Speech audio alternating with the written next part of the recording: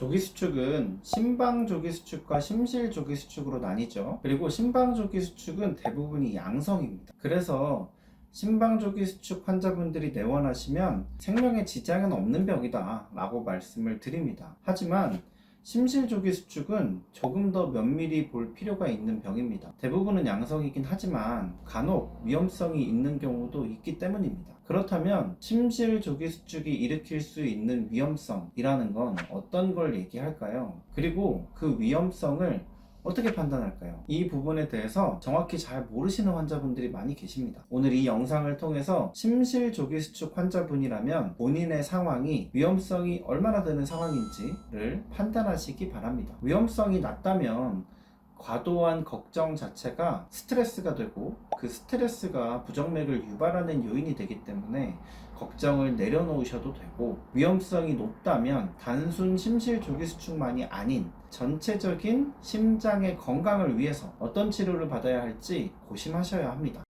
대부분의 심실조기수축은 안전합니다.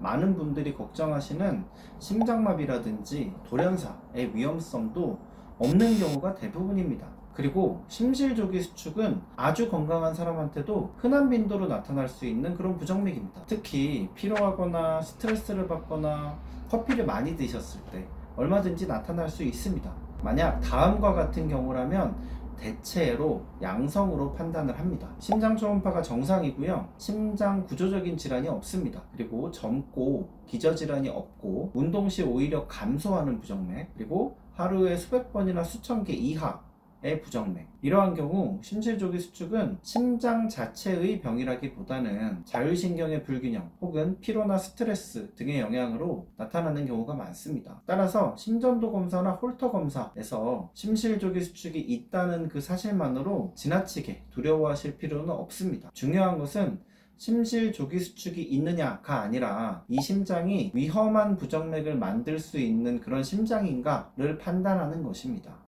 만약 심실조기수축으로 인해서 위험한 상황이 생길 수 있다면 그 위험한 상황이란 이 두 가지를 말합니다. 첫 번째는 심실빈맥이나 심실세동으로 이어질 수 있는 가능성이 있는 경우입니다. 심실조기수축은 그 자체가 위험하기보다는 이 조기수축이 더 위험한 부정맥으로 이어질 가능성이 있는지가 중요합니다. 대표적인 것이 심실빈맥과 심실세동입니다. 그리고 이 두 가지는 돌연사, 즉 심정지의 위험성이 높은 그런 부정맥입니다. 심실조기수축이 연속으로 발생하거나 점점 빨라지거나 특정 위험 패턴을 보이면 심실빈맥으로 진행할 가능성이 있습니다. 부정맥의 발전 기전으로 볼 때 심실조기수축과 심실빈맥은 같은 계열에 해당하는 부정맥입니다. 심실조기수축이 3개 이상 연속으로 나타나면 그것이 바로 심실빈맥입니다. 그리고 심실빈맥이 30초 이상인지 이하인지에 따라 지속성,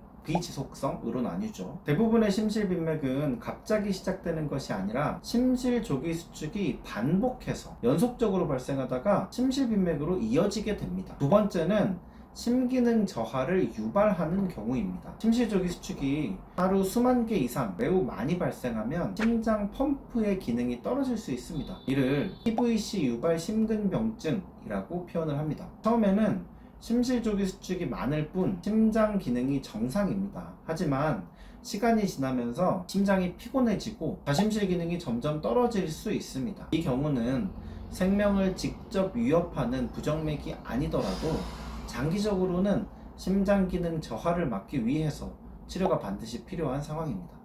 심실빈맥을 유발할 수 있는 심장인가? 위험한 심실조기수축을 판단하려면 가장 먼저 위험한 부정맥을 유발할 수 있는 심장인가를 살펴봐야 합니다. 즉, 이 심장이 심실조기수축이 심실빈맥으로 이어질 수 있는 환경을 가진 그런 심장인가가 중요합니다. 건강한 심장은 심실빈맥이나 심실세동으로 이어지지 않습니다. 건강하지 않은 심장은 심실조기수축이라는 불꽃이 심실빈맥이라는 산불로 이어질 수 있습니다. 이를 판단하는 기준을 정리해보면 아래와 같습니다.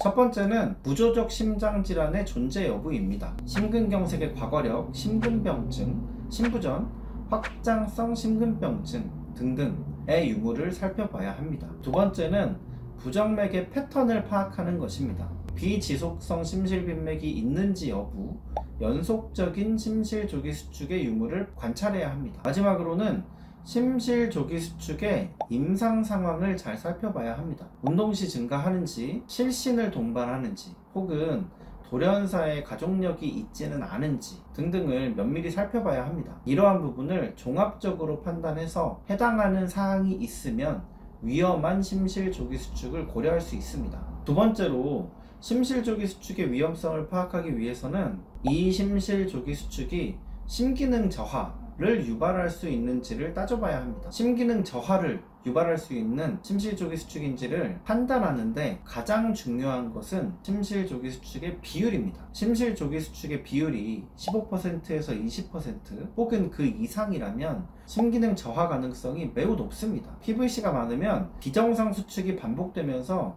장기적으로 심실 박출량의 저하를 유발할 수 있습니다. 따라서 높은 비율의 심실조기 수축이 오랫동안 지속되어 온 분들은 심초음파를 통해 EF를 확인해 보실 필요가 있습니다.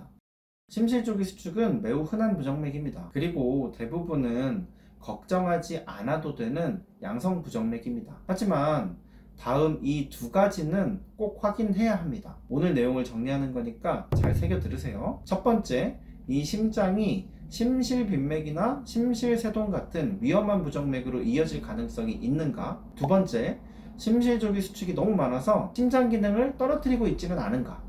이 두 가지를 중심으로 심장 초음파나 홀터 검사 등을 통해서 종합적으로 평가를 해야 합니다. 괜히 과도하게 두려워하실 필요는 없지만 정확한 평가 없이 방치하는 것도 좋은 방법은 아닙니다. 본인의 심실조기 수축이 안심해도 되는 수준인지, 조금 더 관리가 필요한 상황인지 상태를 정확하게 확인해 보시기를 권해드립니다. 오늘 내용은 여기까지고요. 혹시 더 궁금한 내용이 있으시면 댓글로 남겨주시면 다음 영상으로 또 만들어 보겠습니다. 감사합니다.